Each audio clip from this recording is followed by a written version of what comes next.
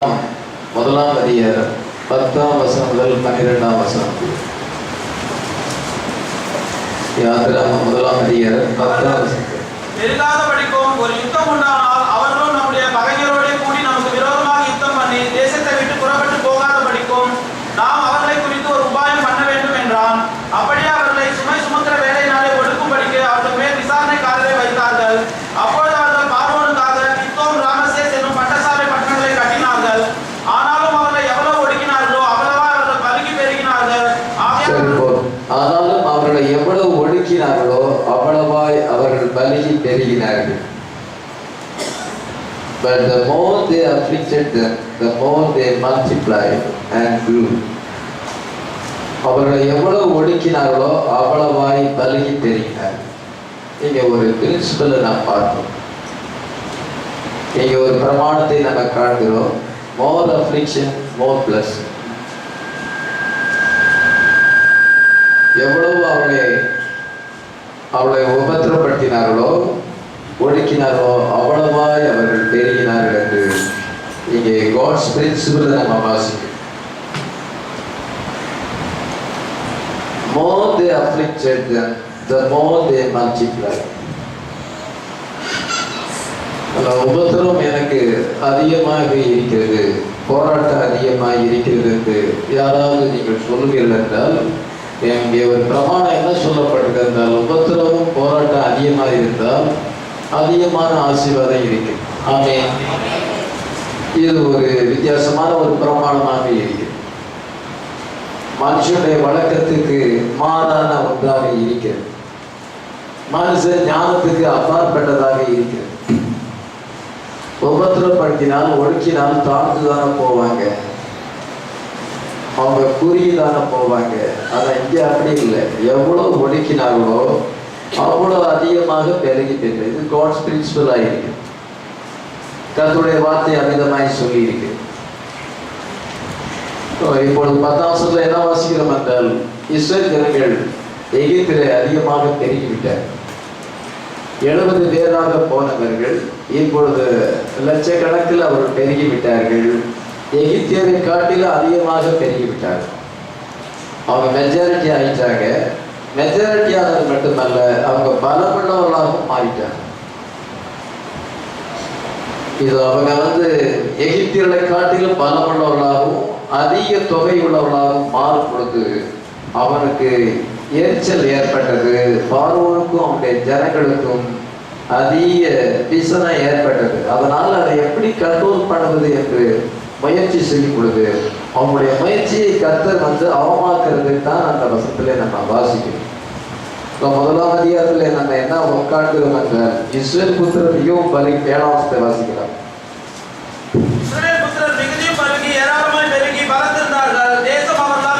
இது தேசம் அவர்களால் நிறைந்திருந்தது.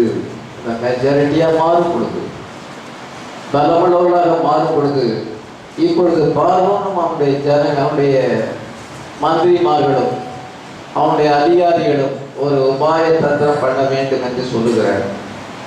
அவங்க பெருகக்கூடாது, 2வது தேசத்தை விட்டு புறப்பட்டு போகக்கூடாது. இதுதான் அவனுடைய பாலிசி. அவங்க மைனாரிட்டியா இருக்கணும். அதே சமயத்தில் எகிப்தை விட்டு போகக்கூடாது, இங்கேயே நமக்கு அடிமைகளாக இருக்க வேண்டும். அதுக்கு என்ன பிளான் பண்ணலாம் அப்படின்னு பண்றதை நம்ம பார்க்கணும். 10ஆம் வசனத்தை வாசிக்கலாம். அவர்கள் பெருகாதபடிக்கும் ஒரு யுத்தம் உண்டானால் அவர்களும் நம்முடைய பகைஞரோடே கூடி நமக்கு விரோதமாக யுத்தம் பண்ணி தேசத்தை விட்டு புறப்பட்டு போகாதபடிக்கும் நாம் அவர்களை குறித்து ஒரு உபாயம் பண்ண வேண்டும் என்றான். அவர்கள் பெருகாதபடிக்கு 2 காரணம். முதலாவது அவங்க பெருகக்கூடாது, அவங்க மெஜாரிட்டி ஆகக்கூடாது, மைனாரிட்டியாவே இருக்கும். 2வது அவர்கள் தேசத்தை விட்டு புறப்பட்டு போகாதபடிக்கு. ஒரு யுத்தம் ஏற்பட்டால் அவர்கள் நமக்கு விரோதமாக யுத்தம் பண்ணி அவர் தேசத்தை விட்டு போயிருவாங்க. அவங்க நமக்கு தேவை, அவங்க இருக்கவும் செய்யும். Come on, let us deal wisely with them.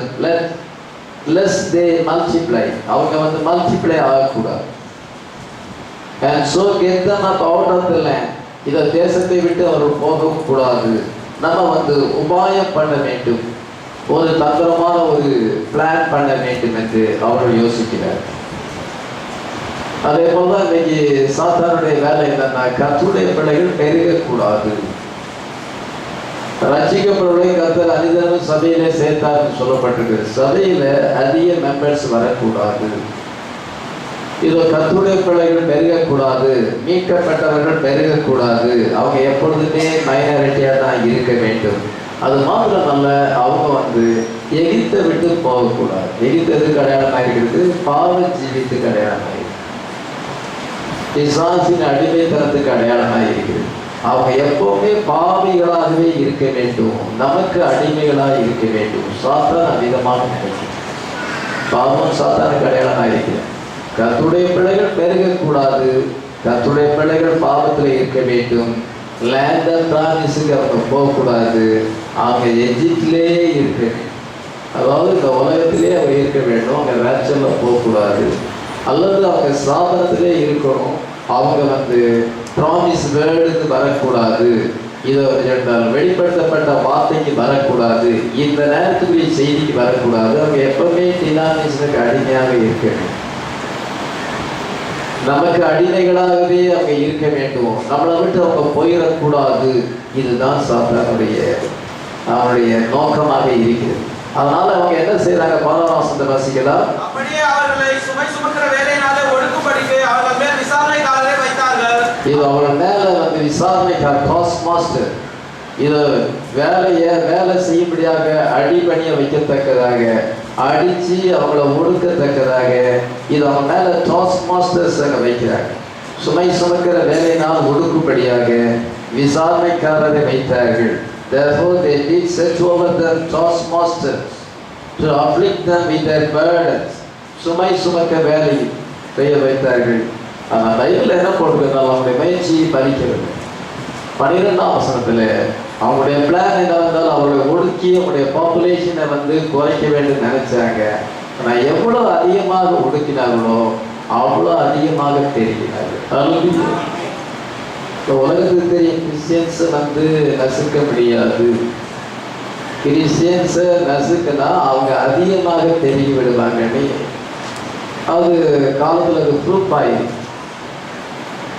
இந்தியாவில் இருந்தாலும் சரி, எந்த நாட்டில் இருந்தாலும் கிறிஸ்டியன்ஸை அடக்கி ஒடுக்கி அவங்கள முற்றிலும் ஒழிச்சிடலான்னு நினைக்க முடியாது. எவ்வளோ ஒடுக்கினார்களோ அவ்வளோ அதிகமாக பெருகினார்கள் தான் பைபிளை நான் வாசிக்கிறேன்.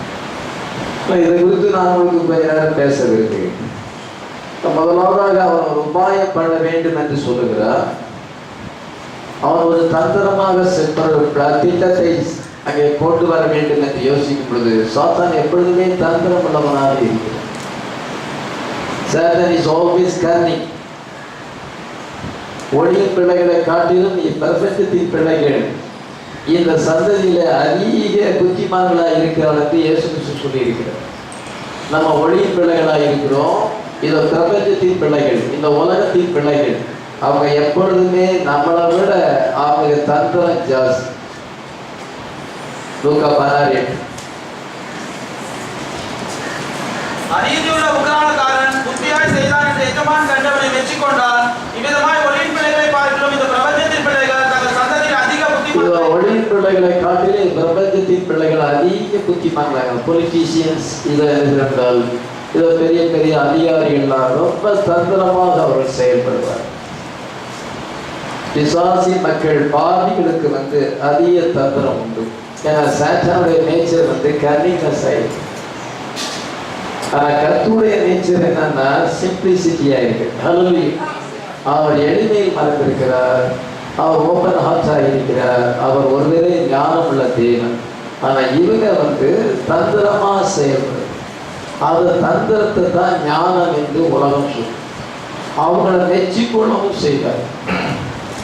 இவங்க ரொம்ப கன்னிங்னஸா இவங்க அந்த காலத்தை சாதிச்சுட்டாங்க அப்படின்னு உலகம் அவங்கள மெச்சிக்கொள்ளும். அநீதியான உலக அந்த உக்ரானக்காரனை எஜமான் மெச்சிக்கொண்டார்னு சொல்லப்படுது. இப்படி அவன் தந்திரமா செயல்பட்டாங்க அப்படின்னு சொல்லி மெச்சிக்கொண்டார்களாம். அதே போல இன்னைக்கு உலகத்துல அவர் ராஜ தந்திரி, அவர் எப்படி இதை செய்யணும்னு அவருக்கு தெரியும், அதை மெச்சிக்கொள்வது. எப்படி பார்த்தீங்களா? இப்பிரபஞ்சத்தின் பிள்ளைகள் தந்திரமா செயல்படுறவர்களை மெச்சிக்கொள்வாங்க. நம்ம அப்படி கிடையாது. நம்ம blind people. Hallelujah. Open heart உடையவர்களாயிருக்கும், எளிமையானவர்களாயிருக்கும். எந்த தந்திரமும் எந்த சூதுவாகும் நம்மகிட்ட இல்லை. அல்லேலூயா. நம்ம ஒளியும் பிள்ளைகளாயிருக்கும். தந்திரமா செயல்பட வேண்டிய அவசியமே இல்லை. நம்ம ஜெபத்திலே வார்த்தையிலிருந்து காரியத்தை சாதிக்க வேண்டும். அல்லேலூயா. ஆனா இது கூட தந்திரத்தை கையாளுவது. பிசாசின் மக்கள் எப்பொழுதும் செயல்படுவார்கள். நமக்குள்ள தேவனுடைய ஆவி இல்லைன்னா நாம அவ்விதமாக முயற்சி செய்யும். நம்ம ஒளியின் பிள்ளைகளாக இருக்கிறோம். ஆமென். நம்ம பிரபஞ்சத்தின் பிள்ளைகள் அல்ல. The children of this world are wise in their generation. இந்த கடைசி காலத்திலே, in this generation, இந்த கடைசி காலத்திலே இத ஒளியின் பிள்ளைகளை பார்க்கிலும் இந்த பிரபஞ்சத்தின் பிள்ளைகள் அதிக புத்திமான்களாக இருக்கிறார்கள் என்று சொல்லப்பட்டது. உலகம் அவர்களை பாராட்டுகிறது, அவங்களுடைய முயற்சிகளை பாராட்டுகிறது, அவங்களுடைய தந்திரங்களை பாராட்டுகிறது. ஆனால் திரைமறைவில் ஒருவர் இருக்கிறார். There is an unseen one in heavens. ஏதோ என்றால் அவங்க மத்தியில் பார்வோனும் அவனுடைய ஏதோ அதிகாரிகளும் அப்படி பிளான் பண்ணும் பொழுது திரைமறைவிலே ஒருவர் இருக்கிறார். ஹல்லேலூயா. அவர் யார்? God. ஹல்லேலூயா. இஸ்ரவேலின் தேவனாகிய கர்த்தர், யெகோவா தேவன். ஹல்லேலூயா. இப்பொழுது என்றால் அங்கே ஒரு கான்டெஸ்ட் நடக்கிறது, போட்டி நடக்கிறது. இஸ்ரவேல் ஜனங்களுக்கும் பார்வோனுக்கும் அங்கே ஒரு கான்டெஸ்ட் இருக்கிறது. பாரா அண்ட் இஸ்ரேல் அவ்விதமாக இருக்கும் பொழுது இவங்கெல்லாம் யாக்கோபின் பிள்ளைகள், the sons of Jacob. இதை இஸ்ரவேல் ஜனங்கள் the sons of Jacob, பார்வோனும் அவனுடைய ஜனங்களும் செத்தன்சி. இதை சத்தத்தின் வித்துக்கள். சத்தத்தின் வித்துக்கள் யாக்கோபின் பிள்ளைகளோடு கூட இதை மோத வரும் பொழுது இவங்க அரசியல் வல்லமை இவங்கிட்ட இல்லை. இவங்கிட்ட டெக்னிக் பவரோ ரிலீஜியஸ் பவரோ இவ்விதமான தீமையான வல்லமைகள் இல்லை. ஆனால் இவங்க கூட கர்த்தர் இருக்கிறார். நம்ம விதமான ஜனங்களாக இருக்கு. உலகத்தின் மக்கள் தந்திரமா இருக்கிறாங்க. நம்ம தந்திரமா இருக்காண்டா பிளைனா நம்ம கர்த்தர் நமக்கு அதை யுத்தப்படுவார். ஹல்லேலூயா. அதனால இந்த ஜேக்கப்புடைய பிள்ளைகளை, யாக்கோபினுடைய குமாரர்களை அவன் எப்படினாலும் டிஃபீட் பண்ண வேண்டும், தோல்வி அடைய பண்ண வேண்டும் என்று அவன் முயற்சி செய்கிறார்.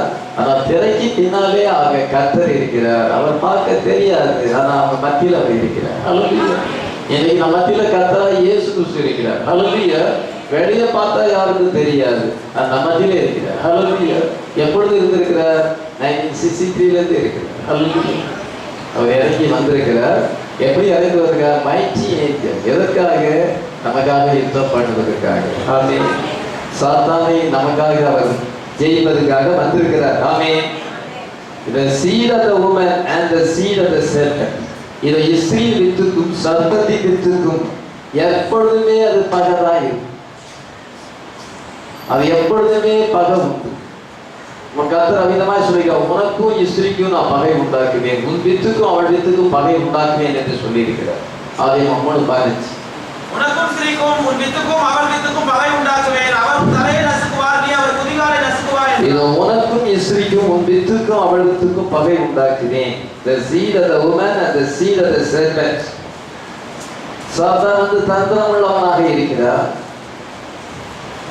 சாத்தான் சர்ப்பத்தை அபிஷேகம் பண்ணினாலே subtlety of the serpent, சாத்தானுடைய அந்த தந்திரத்தினாலே ஏவாளை அவன் வஞ்சித்தான் என்று நான் அறிந்தேன்.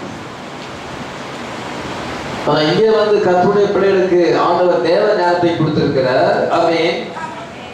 ஆண்டவர் அமைதியாக வரையிலே அவர் கிரியை செய்கிறார். சாத்தான் வெளிப்படையாக பல படோடமான காரியங்களை செய்வான், பல சேலஞ்சு அவன் விடுவான். எப்படி கோலியாத்து இஸ்ரவேல் ஜனங்களுக்குமாக சேலஞ்சு பண்ணானோ அதே போலதான் அவனை கர்த்தருக்கு தாவீதை வைத்திருக்கிறார். ஹல்லேலூயா. அவனை வீழ்ச்சி அடைவதற்கு தாவீதை வச்ச கர்த்தர் எப்பொழுதுமே தேவன் தம்முடைய ஜனங்கள் மத்தியிலே இருக்கிறார். ஹல்லேலூயா. சத்ரு அதை அறியவில்லை. சில நேரங்களில் அவங்க வீக்கா இருக்கும் பொழுது சாத்தான் அவர்கள் மத்தியிலே இதோ அவன் கிரியை செய்ய நான் சேலஞ்சு பண்ணணும். இப்பொழுது என்ன செய்யறால் இவ்விதமாக அவர் செய்யும் பொழுது ஆண்டவர் சாபத்தை ஆசீர்வாதமாக மாற்றுகிறவராய் இருக்கிறார். ஆமென். ஏலியாவின் சாபத்தை ஆண்டவர் ஆசீர்வாதமாக மாற்றினார். இதோ சாத்தான் தீமையை கொண்டு வரும் பொழுது அதையே ஆண்டவர் நன்மைக்கு ஏதுவாக மாற்றப்படுவார். ஆமென். ஏனென்றால் கர்த்தரில் அன்பு கொள்வதற்கு சகல நன்மைக்கு ஏதுவாய் நடக்கும். எல்லாமே அது நன்மைக்கு ஏதுவா முடிவில் வந்துச்சு. இப்பொழுது சாத்தான் இதை பார்க்கணும், அவனுடைய ஜனங்களும் எடுக்கிற முயற்சி கடைசியில் இஸ்ரவேல் ஜனங்களுக்கு அது நன்மைக்கு ஏதுவாக முடியும்.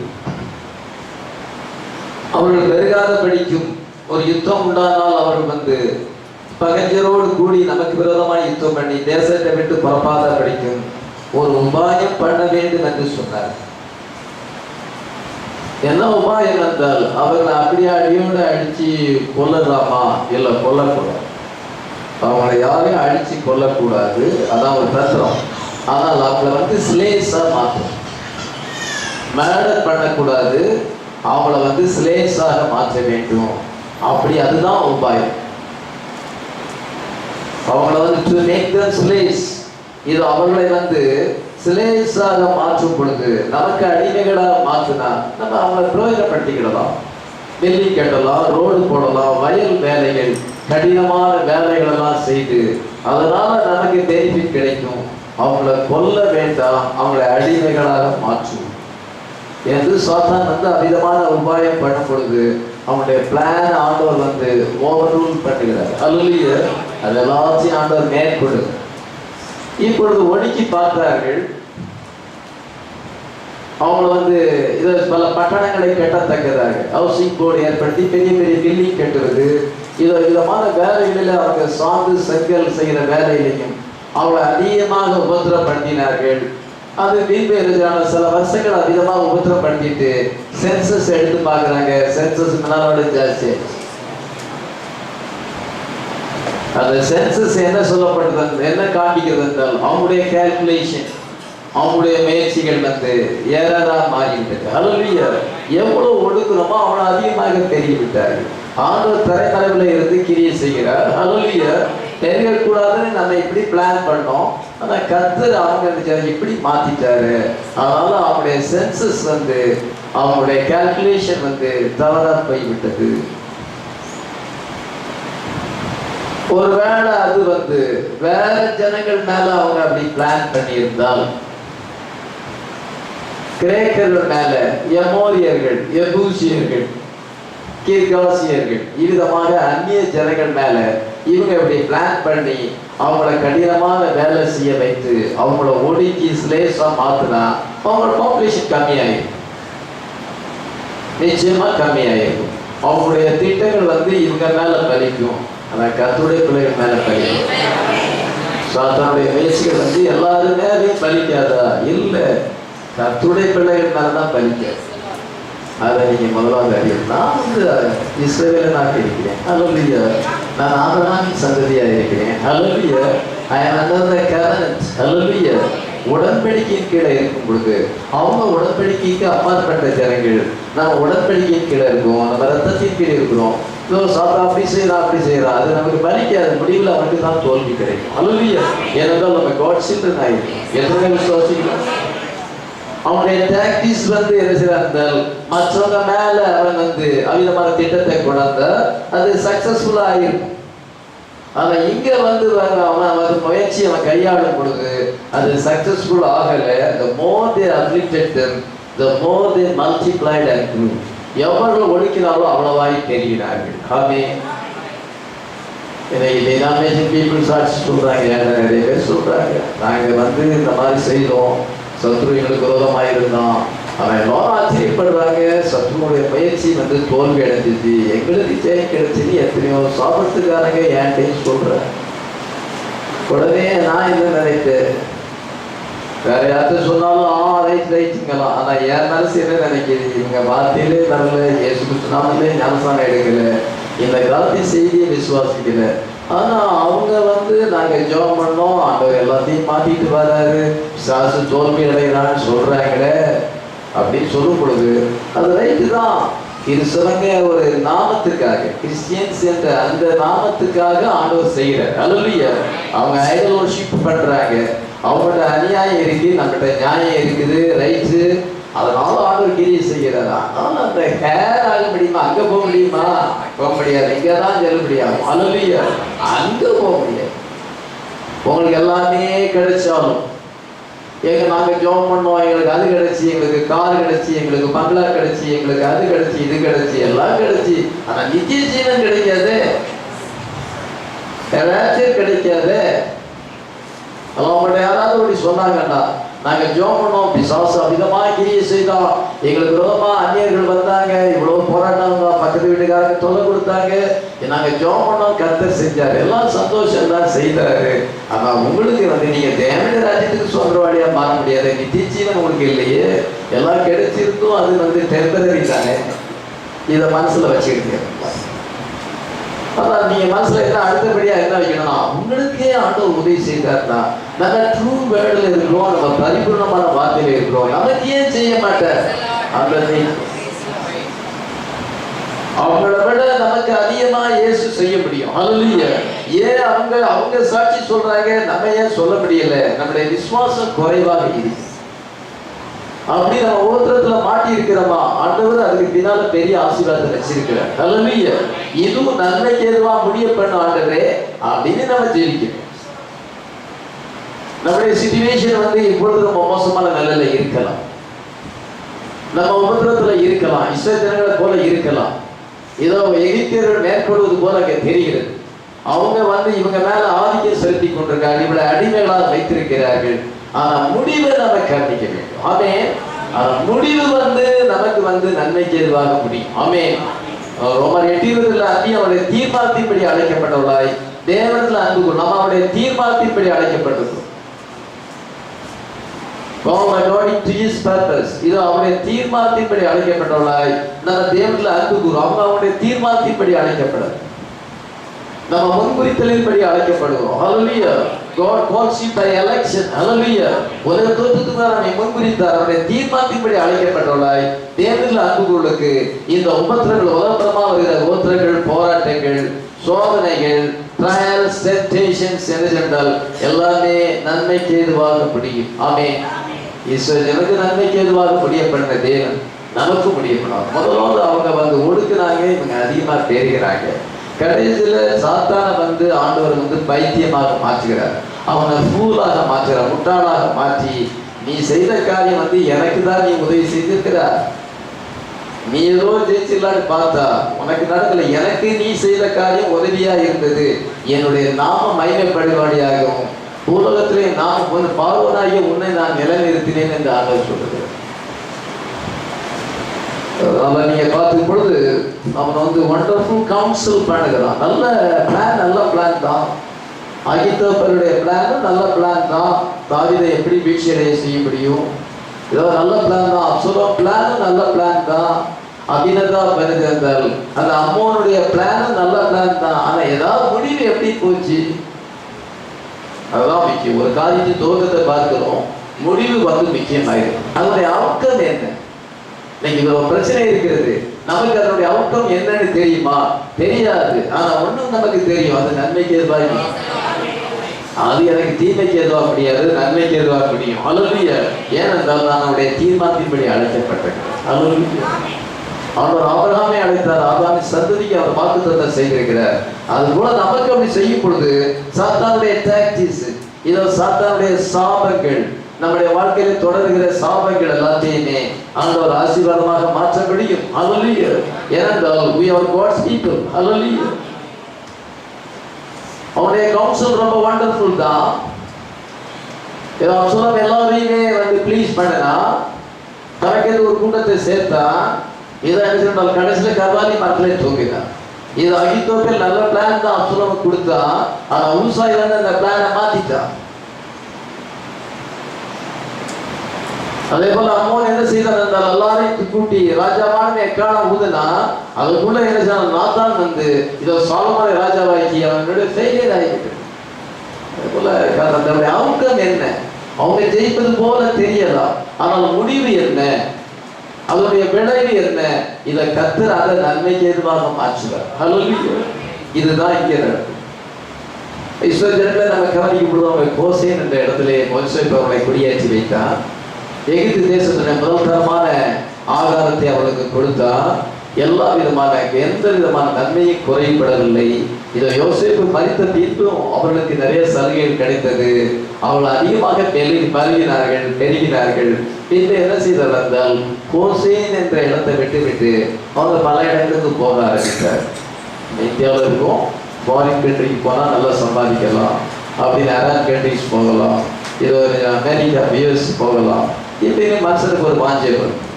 அதே போல் நம்ம பெங்களூர் போகலாம், டெல்லி போகலாம், அப்படி நம்ம நாட்டில் பரவலாம், அங்கே போய் நல்ல பிஸ்னஸ் பண்ணலாம், நல்லா சம்பாதிக்கலாம் என்று அங்கே எண்ணம் ஏற்படும். அது பொதுவாக மக்களுக்கு ஏற்படுகிறது தான். ஆனால் இப்பொழுது இஸ்ரவேலர்களுக்கு யோசேப்பு கொடுத்த இடம் கோசேன், அதுதான் பாதுகாப்பான இடம். அங்கே அவங்க ரெஸ்ட்ல இருந்தாங்க, நிம்மதியா இருந்தாங்க. இப்போ அவங்களுக்கு நாளடைவில் என்ன ஏற்பட்டது என்றால் சிதற ஆரம்பித்தார். They were scattered all over the Egypt. எகிப்து முழுவதும் அவர்கள் குடியேற ஆரம்பித்து, அப்படி ஆரம்பிக்கும் பொழுது என்ன செஞ்சாங்க, கர்த்தரை மறக்க ஆரம்பித்தார். ஜனங்களோடு கூட மிக்ஸ் பண்ண ஆரம்பித்தார்கள், அவிசுவாசிகளோடு மிக்ஸ் பண்ண ஆரம்பித்து எஜிப்சியன் கோடை கூட அவங்க வழிபட ஆரம்பித்தார். எஜிப்சியன் கோடு பொன்கன்று குட்டி. அவங்க பொன்கன்று குட்டியை வணங்கவும் ஆரம்பித்தார்கள். கர்த்தரால் தெரிந்து கொள்ளப்பட்ட இடத்தை விட்டு அவர்கள் வேற இடத்துக்கு போனாங்க. ஹல்லேலூயா. அவருடைய நாம விளக்க தெரிந்து கொள்ளப்பட்ட ஒரு ஸ்தானம் நமக்கு இருக்கிறது. ஹல்லேலூயா. நம்ம அந்த நாம விளக்க தெரிந்து கொள்ளப்பட்ட ஸ்தானத்தை விட்டு வேற இடத்துக்கு போகலாமா? போகக்கூடாது. நமக்கு ஒரு ஸ்பிரிச்சுவல் பிளேஸ் இருக்குது, நமக்கு ஒரு ப்ராமிஸ் வேர்டு இருக்கிறது. அந்த வார்த்தையை விட்டு நம்ம டினாமினேஷன் போகலாமா? எகிப்சியனோடு கூட மிக்ஸ் பண்ண ஆரம்பித்தார். அவர் ஜெபம் பண்ணுவதற்கு மறந்து விட்டார். They had forgotten to pray. இந்த உபத்திரம் வரும் வரைக்கும் அவர்கள் ஜெபம் பண்ண மறந்து விட்டார்கள். இது அதனால தான் ஆண்டவர் டாஸ் மாஸ்டர்ஸ் அனுமதித்தார். அவருடைய அனுமதி இல்லாமல் எதுவுமே நடக்காது. இது அவங்களுக்கு இதை மற்ற இடத்துல போய் வாசம் பண்ணினால் நல்ல வசதி வாய்ப்புகள் இருந்தது. கோசேனை விட்டு விட்டாங்க. ஹல்லேலூயா. கர்த்தருடைய வார்த்தை விட்டு பின்னாங்கி போன ஒரு வாலிப சகோதரன், அரசியல்ல போன சகோதரன் என்ன சொல்லுகிறார்னா, இப்பதான் நாங்க உலகத்தை பார்க்கிறோம், இவ்வளவு நாள் நாங்க சபைக்குள்ள அடப்பட்டு இருந்தோம், இப்பதான் உலகத்தை பார்க்கிறோம். இன்னொரு சகோதரன் பின்னாங்கி போன சகோதரன், இவ்வளவு நாள் ஸ்கூலுக்கு வந்த மாதிரி இருக்குது, இப்ப ஸ்கூல் முடிஞ்சிட்டு நான் விடுதலையா இருக்கோம். எப்படி பாத்தீங்களா? ஒரு செய்தியில பாதுகாப்பு உண்டு, வெளியே போனா பாதுகாப்பு இல்லை, எல்லா பாவமும் உள்ள வரும், திரும்பி என்ன ஆகும், எல்லாம் அழிவுதான். உலகத்தை காட்டணும். உலகம் எப்படி இருக்குது? சோதம் குமாராவது நோவா காலத்தை போல இருக்குது. அதனால அவுத்து விட்ட கழுத மாதிரி அது சுற்றுவாங்க. கழுதையை கட்டி வச்சிருக்கு, இப்போ அவுத்து விட்டாச்சு. அவுத்து விட்டா அது எங்கெல்லாம் சுத்திக்கிட்டு அது இப்போ அதே மாதிரி தான். கோசேனை விட்டு போனா அவங்களுடைய நிலைமை ரொம்ப மோசமா. ஜெபம் பண்ணதுக்கு மறந்துட்டாங்க, இதை தேவனுடைய வார்த்தையை மறந்துட்டாங்க, யெகோவா தேவனை மறந்து விட்டு வேலி பீப்புளாக மாறிவிட்டார்கள். ஐடல் வர்ஷிப்புக்கும் கொஞ்சம் சாய்ந்து விட்டார்கள் என்று சரித்திரம் சொல்லுகிறது. Worship of the gods of Egypt. இதோ ஆபிரகாமின் தேவன், ஈசாக்கின் தேவனை மறந்து விட்டார்கள். அதனால ஆண்டவர் அங்கே அப்ளிகேஷன் அனுமதித்தார், அங்கே விதமான உபத்திரத்தை அனுமதித்தார். He had some better thing for them than they should dwell in the land. இதோ கோசேனில் என்ன சென்றால் வாழ்வதை காட்டிலும் எகிப்தினுடைய மற்ற பகுதியில் வாழ்ந்தால் நலமாய் இருக்கும் என்று தேசமெங்கு அவர்கள் சிதறி போனார்கள். நம்ம சிதறக்கூடாது. ஹல்லேலூயா. வார்த்தையிலே கடைசி மட்டும் நிலைத்திருக்க வேண்டும். ஆமென். மொழிபடின நிலைத்திருப்பனே ரட்சிக்கப்படுவோம். வார்த்தை விட்டு நம்ம பிறந்தால் நமக்கு என்ன ஏற்படும்? பாதுகாப்பு இல்லை. உலகத்துல போனா உலகம் அழியும் சொல்லி சேர்ந்து அழிய வேண்டாம். உலகத்துக்கு ஆயத்தமாயிக்கும். சிரியாவில் யுத்தம் நடக்கிறது. ரஷ்யா ஒரு கருத்தை உடையதாக இருக்கிறது, அமெரிக்கா வேற ஒரு கருத்தை உடையதாக இருக்கிறது. அதனால அவங்களுக்குள்ள இப்பொழுது ப்ராப்ளம் ஏற்படுகிறது. இந்த 2016 யுத்தம் தேர்ட் வேர்ல்டு வார் வரும் என்று அநேகர் சொல்லுகிறார். தேர்ட் வேர்ல்டு வார் நீட் வேறுபாடு. அமெரிக்காவும் ரஷ்யாவும் கருத்து வேறுபாடுல இருக்கிறது. ஐஎஸ் தீவிரவாதிகள் அதிக பயங்கரவாதத்தை ஏற்படுத்துகிறார்கள். இதை உலகம் முடிவு நோக்கி உலகத்துக்கு போய் நான் உலகத்தோடு சேர்ந்து அழிய வேண்டும். நம்ம உலகம் அழிவுனா நம்ம மேலே கொண்டு சேர்றோம். நம்ம எங்கே இருக்கிறோம்? கோசேன்ல இருக்கிறோம், ரத்தத்தின் கீழே இருக்கிறோம். யோசேப்பு நம்மளை பிளேஸ் பண்ண இடத்துல இருக்கிறோம். யோசேப்பு யாரு? நம்முடைய யோசேப்பு லார்ட் ஜீசஸ் கிரைஸ்ட். ஹல்லேலூயா. நம்மளை வந்து ஒரு நல்ல இடத்துல பிளேஸ் பண்ணியிருக்கிறார், ப்ராமிஸ் வேர்ல்ட்ல பிளேஸ் பண்ணியிருக்கிறார், ஜீவ நதி அண்டையிலே நம்ம பிளேஸ் பண்ணியிருக்கிறார். அந்த நதியை நம்ம குடிச்சு என்ன செய்யணும் என்றால் நம்ம இலைகளை விட்டு காய்களை கனிகளை கொண்டு வர வேண்டும். அந்த இடத்த விட்டு போயிட்டா நம்ம மறந்து தான் போகும். இப்பொழுது அது நன்மைக்கு ஏதுவாக மாறுகிறது. அந்த டாஸ் மாஸ்டர் அந்த வேலை வாங்கும்படியாக வந்த விசாரணைக்காரர்கள் அவனை அடித்து வேலை செய்யும் பொழுது இவங்க கர்த்தரை நோக்கி கூப்பிட்டார். ஹல்லேலூயா. என்ன வாசிக்கிறோம்? 23 வாசிக்கலாம். சில காலம் சென்ற பின் எகிப்தின் ராஜா மரித்தான். இஸ்ரவேல் புத்திரர் அடிமைத்தனத்தினால் தவித்து முறையிட்டுக் கொண்டிருந்தார்கள். அவர்கள் அடிமைத்தனத்திலிருந்து முறையிடும் சத்தம் தேவ சந்நிதியில் எட்டினது. தேவன் அவர்கள் பெருமூச்சை கேட்டு தாம் ஆபிரகாமோடும் ஈசாக்கோடும் யாக்கோபோடும் செய்த உடன்படிக்கையை நினைவு கூர்ந்தார். தேவன் இஸ்ரவேல் புத்திரரை கண்ணோக்கினார். தேவன் அவர்களை நினைத்தருளினார். இது அவர்கள் அடிமைத்தனத்தின் நிமித்தம் முறையீடு சத்தம் தேவ சந்நிதியில் எட்டினது. எப்பொழுது அவங்க ஜெபிக்க ஆரம்பிச்சு அவ்வளவு நாள் ஜெபம் பண்றதை ஆரம்பிச்சாங்க. எத்தனை ரெகுலரா ஜெபிக்கிறீங்க யோசிச்சு பாருங்க. அவன் read the Bible and pray. பைபிளுடைய ஒரே பிரமாணம் அதுதான். பிரணாம் அதான் சொல்லியிருக்கிறார். Read the Bible and pray. Read the Bible and pray. Read the மெசேஜின்னு சொல்லலை, மெசேஜையும் படிக்கணும். ரெண்டு நமக்கு அவசியம். ஆனால் read the Bible and pray.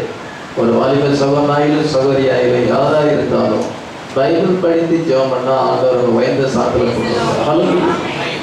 இது இந்த பைபிளை தான் நான் ரொம்ப காலமாக படிச்சுட்டு இருக்கேன். இன்னும் அது மனசுல நிறைய பதியம், இன்னும் நான் தியானிக்க வேண்டியது அதிகமாக இருக்கிறது. இந்த பைபிள் தான் எனக்கு ஆசீர்வாதமாக இருக்கு. இந்த புஸ்தகம் 1ஆம் புஸ்தகத்தை படித்து தூரப்படலாம், காலேஜ் புஸ்தகத்தை கூட படித்து தூரப்படலாம். இது தூரப்பட முடியாது. இது எப்பொழுதும் இருக்கும். இப்போ வந்து பேடில் கூட வச்சுக்கிடலாம். எவ்வளோ ஃபெசிலிட்டி, எந்த நேரத்துலையும் பைபிள் படிக்கும். அவ்விதமாக ஆண்டவர் நமக்கு வசதி வாய்ப்பு இருந்தது. Read the Bible. அவங்க பைபிள் படிப்பது அவங்க பைபிள் கிடையாது. இது அவங்க ஜெபிப்பதை விட்டு விட்டார். இப்பொழுது அவர்கள் பெருமூச்சு விட்டார். இது ஆபிரகாமின் தேவன் ஈசாக்கின் தேவனுடைய இதை மறந்து விட்டார்கள். பிதாக்களின் தேவனை மறந்து விட்டார்கள். இப்பொழுது என்ன சென்றால் அவங்க ஜெபிக்கும் பொழுது கர்த்தர் அவர்களை நினைவு கூர்ந்தார், அவர்களை கண்ணோக்கி பார்த்தார். ஹல்லேலூயா. ஏனென்றால் எகிப்து அவருடைய இது சுதந்திர பூமி அல்ல. ஹல்லேலூயா. It was not the land which had been promised them as an inheritance. அவர் எகிப்து அவங்களுக்கு ப்ராமிஸ் பண்ணல. ஹல்லேலூயா. அவங்க என்ன ப்ராமிஸ் பண்ணியிருக்கிறார்? லேண்ட் ஆஃப் கானான் ப்ராமிஸ் பண்ணியிருக்கிறார். ஹல்லேலூயா. நமக்கு அவர் உலகத்தை ப்ராமிஸ் பண்ணியிருக்கிறாரா அப்படின்னு கேட்கும் பொழுது அவர் அந்த கரெக்டான அண்டர்ஸ்டாண்டிங் எப்படின்னு பாருங்க. இந்த சாட்டன் சேடனை நமக்கு ப்ராமிஸ் பண்ணல. அர்த்தத்தை சரியா சொல்லலாம் தப்பாயிரும். எனக்கு உலகமே வேண்டாம் அப்படின்னு சொன்னா உலகத்துல ஏன் நீ 1000 வருஷம் ஆட்சி செய்யறதுன்னு சொல்றா கற்றுக்கொள்ற. உலகமே வேண்டான்னு சொல்லல. உலகம் வந்து ஆதாமின் சந்ததிக்கு கொடுக்கப்பட்டது. ஹல்லேலூயா. உலகம் வந்து பசுத்தானுக்கு கொடுக்கப்பட்டது. ஹல்லேலூயா. ஆண்டவர் ப்ராமிஸ் பண்ணியிருக்கிறாரா? ப்ராமிஸ் பண்ணியிருக்கிறார். எத்தனை விசுவாசிக்கிறோம்? வெளிப்படுத்தல் 20:6 என்ன வாசிக்கிறோம்? முதலாம் உயிர்த்தெழுக்கு பங்குள்ளவன் பாக்கியவான் பசுத்தவானமாய் இருக்கிறான். அவர்கள் மேல் 2ஆம் மரணத்துக்கு அதிகாரம் இல்லை. அவர் உயிர்த்து கிறிஸ்துடனே கூட 1000 வருஷம் ஆளுகை செய்வார். ராஜாக்களும் ஆசாடுமாய் இருந்து 1000 வருஷம் அரசாடுவார்கள் என்று நமக்கு ப்ராமிஸ் வேர்டு கொடுக்கப்பட்டிருக்கிறது. இந்த பூமியை நம்ம ஆளுகை செய்வோம்னு ப்ராமிஸ் வேர்டு கொடுக்கப்பட்டிருக்கிறது. ஹல்லேலூயா. உலகம் வேண்டாம் எப்படி சொல்றது? அதுக்கு அர்த்தம் என்ன? சரியான பேச்சு என்ன வந்தால் இந்த சாட்டன் சேடன் நமக்கு வேண்டாம். ஹல்லேலூயா. நமக்கு காட் சேடன் வேணும். ஹல்லேலூயா. நமக்கு மில்லினியம் வேணும். ஹல்லேலூயா. எத்தனை பேர் விசுவாசிக்கிறோம்? இந்த உலகம் நமக்கு வேணும். இது நமக்கு தான், வந்து பாவிகளுக்கு கிடையாது. ஆனா பாவிகள் இப்பொழுது உலகத்தை ஆளுகை செய்கிறார்கள், பாவிகள் இதை சுதந்திரிக்கிறார்கள். இது வந்து சாத்தானின் நிழலாக மாறி இருக்குது. அவன் நிழல் இந்த உலகம் வேண்டாம். இதற்கு வரப்போகுது அந்த கிங்டம், God's kingdom. இதை வேணும். இந்த 4 ராஜ்யங்கள் உலகத்தை ஆளுகை செய்கிறது. நம்ம 4th kingdomத்துல இருக்கிறோம். இந்த 4th kingdom வேண்டாம். எனக்கு வரப்போகிற அந்த God's kingdom வேணும். ஹல்லேலூயா. கர்த்தர் ப்ராமிஸ் பண்ணியிருக்கிறார். எத்தனை பேர் விசுவாசிக்கிறோம்? இந்த உலகம் பாவம் நிறைந்த உலகத்துல நம்ம நீடித்து வாழ வேண்டும் அப்படின்னு நினைக்கல. நம்ம வந்து மேல நம்ம இங்க வரணும்னா முதல்ல மேல போகணும். மேல போனாதான் இங்க வந்து இதை ஆளுகை செய்ய முடியும்.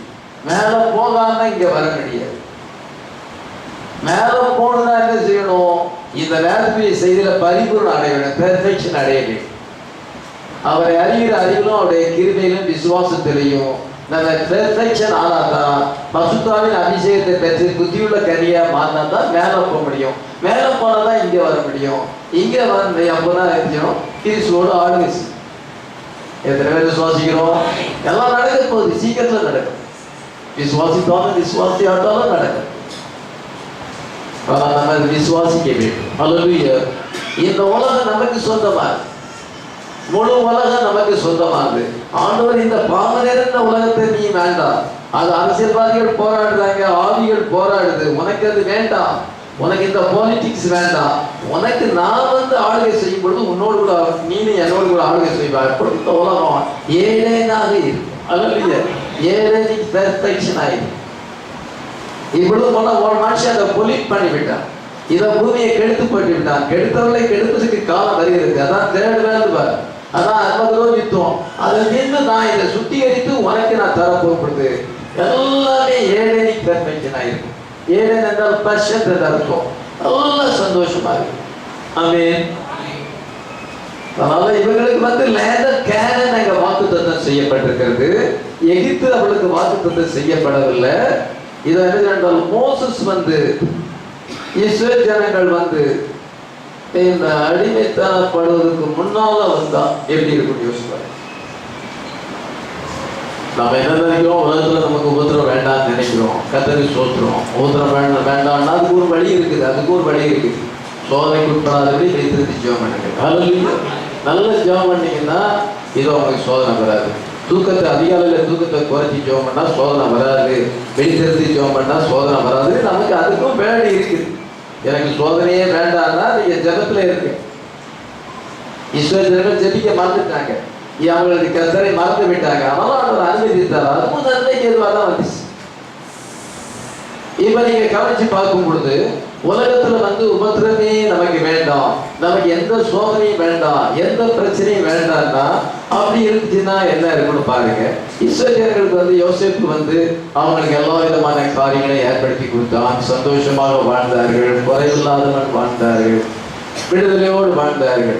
உடனே வந்து மோசே அந்த நேரத்துல வந்து நமக்கு வந்து கானான் தேசம் இருக்குது, ஆண்டவர் அதுதான் வாக்குத்தத்தம் பண்ணாரு. எகிப்து நமக்கு வந்து சொந்த பூமி கிடையாது, தற்காலிகமா ஆண்டவர் கொண்டு இருக்கிறார். இதான் நம்ம அங்க போனோம். நம்ம யோசிப்பு மறைச்சிட்டாரு. இதனால இனிமேட்டு என்ன செய்யண்டா, நம்ம இங்கே இருக்க வேண்டாம், நம்ம அங்க போலான்னு சொன்னா ஏத்துக்கிடுவாங்களா? நீ யோசிப்பாரு. யோசிப்பு மறிச்ச உடனே அங்க வந்து மோசே வந்து அவங்களை கானான் தேசத்துக்கு அழைத்தால் அவங்க ஏற்றுக்கொள்வாங்களா? ஏற்றுக்கொள்ள மாட்டாங்க. அவனை வந்து பரியாசம் பண்ணுவாங்க. ஆண்டவர் இங்கதான் நமக்கு எல்லாம் தந்துருக்கிறாரு. நமக்கு என்ன வசதி, என்ன வாய்ப்பு இருக்கிறது. இங்க நம்ம செழிப்பா இருக்கிறோம். இதை எதுக்கு அங்க போனோம்? அங்க எமோரியர்கள் அதெல்லாம் ஐடல் வர்ஷிப் பீப்புள் இருக்கிறாங்க, பொல்லாதவங்க இருக்கிறாங்க. அது வேண்டாம், நமக்கு இதுக்கே இருக்கலாம் அப்படின்னா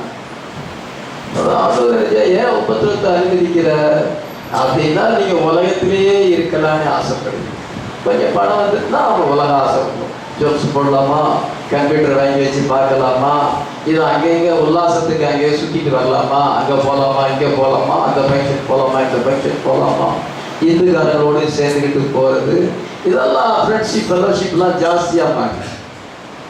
பணம் கம்மியாக இருந்துச்சுன்னா அதெல்லாம் வராது. அதான் உண்மையான கர்த்தருடைய பிள்ளைகளுக்கு பணம் வந்தாலும் வராது. அல்லேலூயா. ஏன்னா ஆபிரகாமுக்கு எல்லாம் வந்து வரல. அந்த நேரம் ஜாக்கிரதையா இருக்கும். இதெல்லாம் கொஞ்சம் செல்வாக்கு வந்த பிறகு இது அமிதமாக நினைக்க தோன்றும். அதனால இவங்க என்ன செஞ்சாங்க, எகிப்திலேயே நம்ம இருக்கலாமே, இங்க நமக்கு ஆண்டவர் நமக்கு எந்த குறை வச்சிருக்கிறாரு, இங்கே இருக்கலாம் அப்படின்னு எண்ணம். பரலோக ராஜ்யத்தை பத்தி எண்ணமே வராது, எந்த இடமே வராது. ஏன்னா ஆண்டவர் நம்மளை நல்லா ஆசீர்வதிச்சிருக்கிறார். கோசேன்ல நம்ம நல்லா இருக்கிறோம். அது வேண்டாம், அவனுடைய பேச்சு சரி கொடுக்க மாட்டாங்க. அதே போல உலகத்துல உபத்திரம் இல்லைன்னா நம்ம ஆண்டவரே இயேசுவே வாழும், இயேசுவே வாழும் சொல்ல மாட்டோம். அல்லேலூயா. நாங்க இங்கே இருக்கிறோம், இங்கே இருக்கிறோம், நீர் வராண்டா நீர் அங்கேயே இருக்கும் அப்படின்னு தான் சொல்லுவோம். பொதுவாக மனுஷனுடைய தன்மை. உபத்திரம் வரும் பொழுது இங்க பாவம் பெருகி இருக்கிறது, இதை இங்க வந்து அநியாயங்கள் அக்கிரமங்கள் பெருகி இருக்கிறது, எல்லா தீவிரவாதங்கள் இருக்கிறது, நேஷனல் டிஸ்டர்பன்ஸ் இருக்கிறது, பொல்லாத மனுஷர்கள் இருக்கிறார்கள், உலகத்துல வாழும்படியான சூழலை இல்லை அப்படின்னு நம்ம வந்து உபத்திரப்படும் பொழுதுதான் இயேசுவே வாரும் சொல்லும். அல்லேலூயா. ஆண்டவரே நீர் வாரும், நாங்க அந்த இடத்துக்கு போனோம். அப்படியாப்பட்ட நேரத்தில் வந்து மோசே சொன்னாதான் தெரியும்.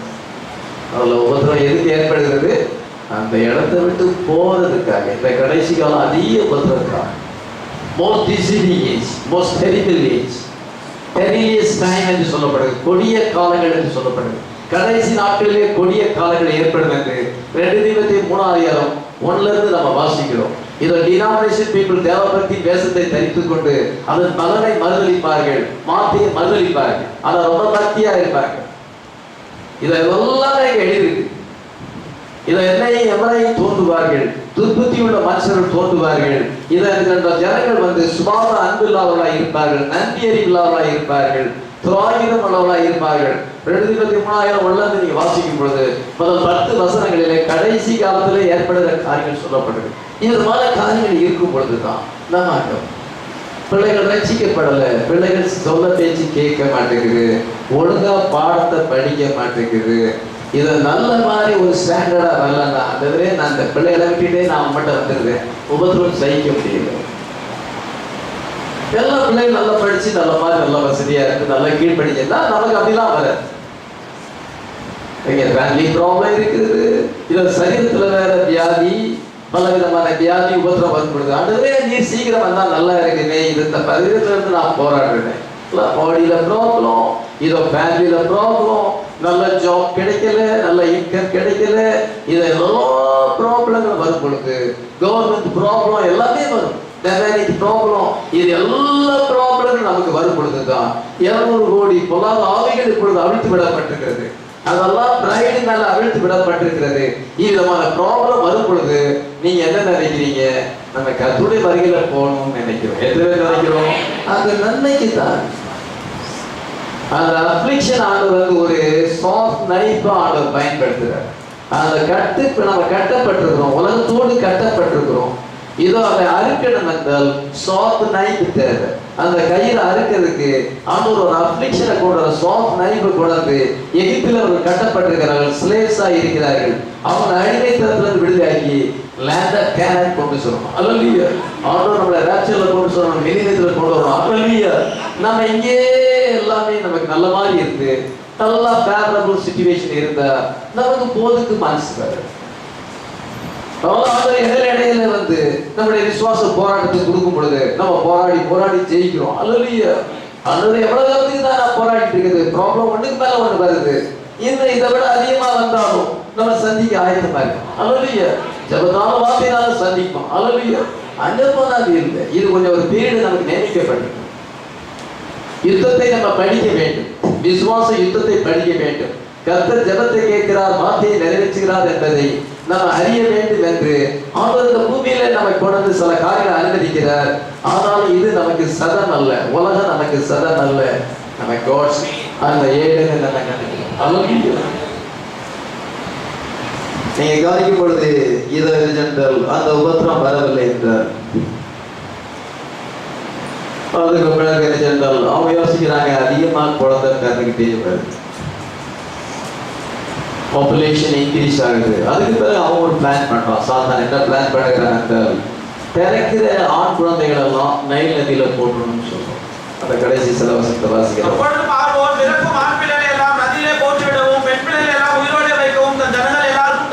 இதை பிறக்கிற ஆண் பிள்ளைகள் எல்லாம் நைல் நதியில போட்டு விட வேண்டும் என்று சொல்லி அவனுக்கு சொல்றான். அதையும் ஆண்டவர் நன்மை செய்வார். என்ன சொல்லுகிறார் என்றால், மோசஸ் அங்க பிறந்து விட்டார் என்று சாத்தானுக்கு தெரியும்.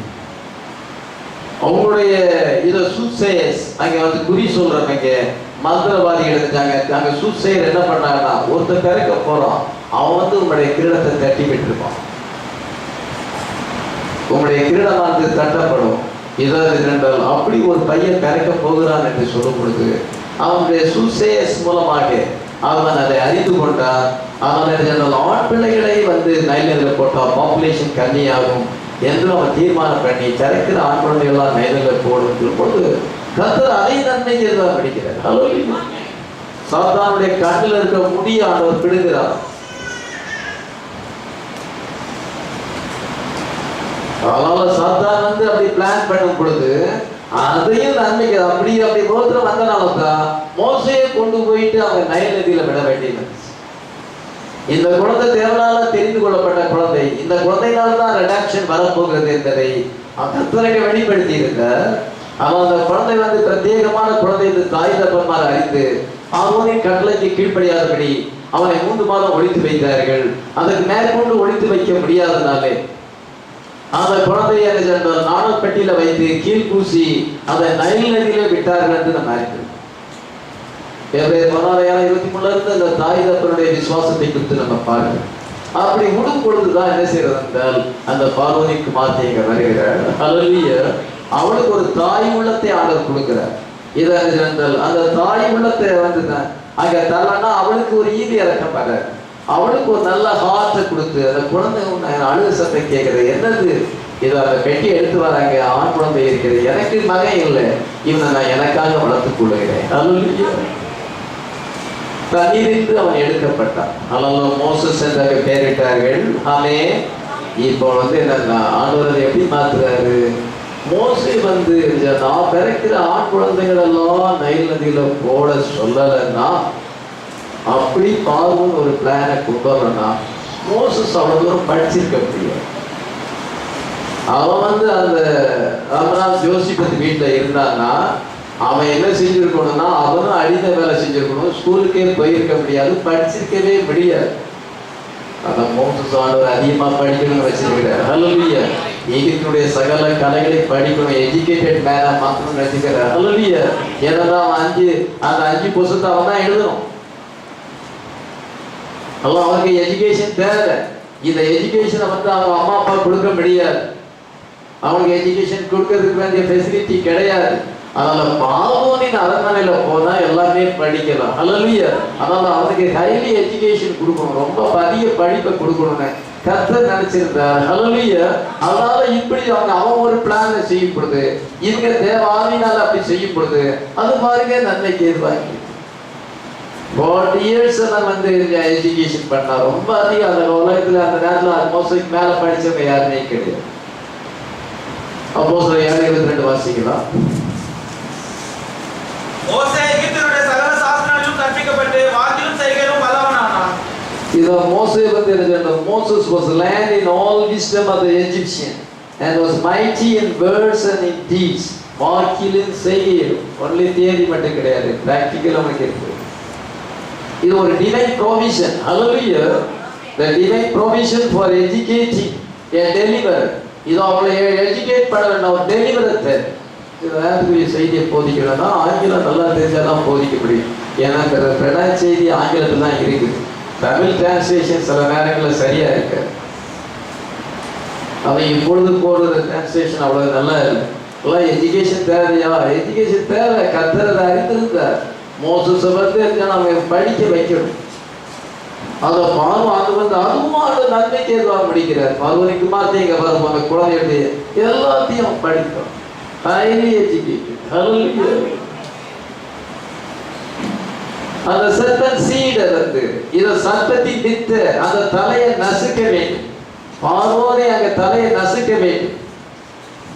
அந்த ஜனங்களை வந்து விடுவிக்க வேண்டும். அந்த power of the evil, power of the devil, பிசாசுடைய வல்லமை, அவனுடைய பொலிட்டிக்கல் பவர், அவனுடைய ரிலிஜியஸ் பவர், டெவலிக் பவரை வந்து மேற்கொள்ளணும்னா கர்த்தர் அங்க பார்வோனை அரண்மனையில வைத்து அவனுக்கு ட்ரைனிங் கொடுக்கிறார். ஹல்லேலூயா.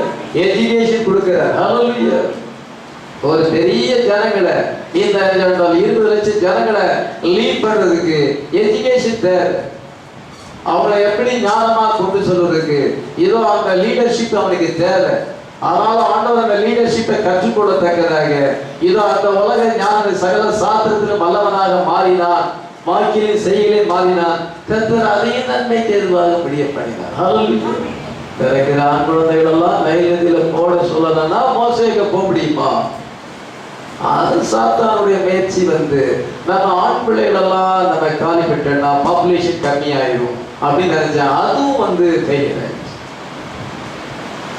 கர்த்தரை கிரியை செய்கிறார். எத்தனை விசுவாசிக்கிறோம்? கர்த்தர் நம்ம மத்தியிலே இருக்கும் பொழுது சகலமும் நன்மைக்கு எதுவாய் நடக்குது. ஹல்லேலூயா. நீங்க கவனிக்கும் பொழுது இருந்தால் அங்கே வந்து அவளை ஒடுக்கினான். எவ்வளவு காரியங்களை அவன் செய்தார். அந்த டிராஸ் வந்து களைகள் கட்டப்பட வேண்டிய நேரம் வந்து விட்டது. ஹல்லேலூயா. கோதுமை களஞ்சியத்தில் சேர்க்கப்பட நேரமும் வந்து விட்டது. ஆமென். ஸ்திரீனுடைய வித்தானது சர்ப்பத்தின் தலையை நசுக்க வேண்டிய நேரம் வந்து விட்டது. அப்போ சில காலத்திலே உபத்திரம் வந்து ஏரோது ராஜா என்ன செய்தார் என்றால் அந்த ஜேம்ஸ் யாக்கோபை கொலை செய்தார்.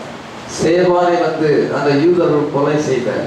இப்படி செய்ததுனால என்ன ஆச்சுன்னா ஒரே இடத்துல இருந்தவங்க செதறி போனாங்க.